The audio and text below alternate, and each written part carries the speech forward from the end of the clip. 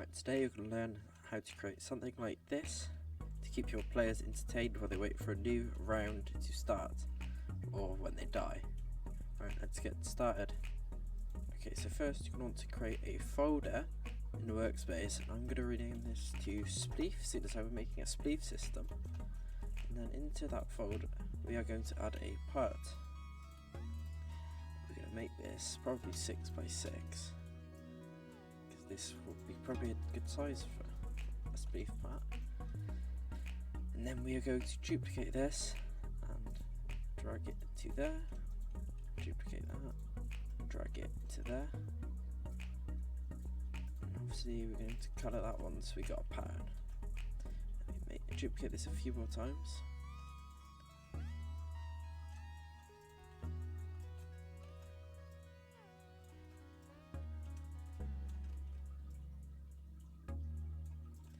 So now we have quite a big plate basically.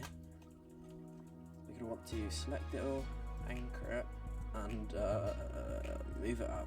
That's it. And we're going to add a spawn.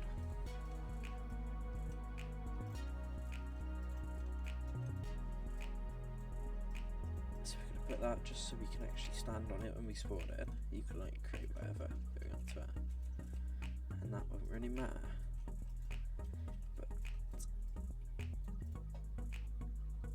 I'm going to add a script, and then we're going to we'll get some services. So we'll go local tween service equals game get service tween service. We're going to want to loop through every plate, so we're going to say for I plate in pairs script dot get children do if plate is a base part, and then local fired equals false if so we can say plate dot touched connect function if fired equals false. Then it's going to run it if it's not fired yet. So we're going to say fired equals true.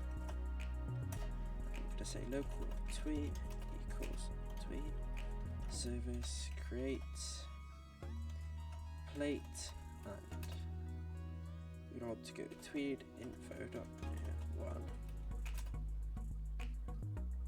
and this is what we want to do. So we're going to say transparency 1 can collide equals false. I'm going to say tween play, and then we're going to say we're going to wait for the tween to finish, so we're going to say tween not completed wait, and then we're going to wait another 5 seconds, so we can set this to whatever. This is our regeneration time.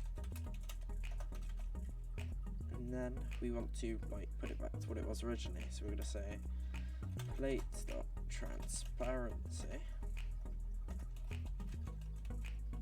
equals 0 and plate.can collide equals true. And also we want to set fired back to false. Now if we run this, really it should work.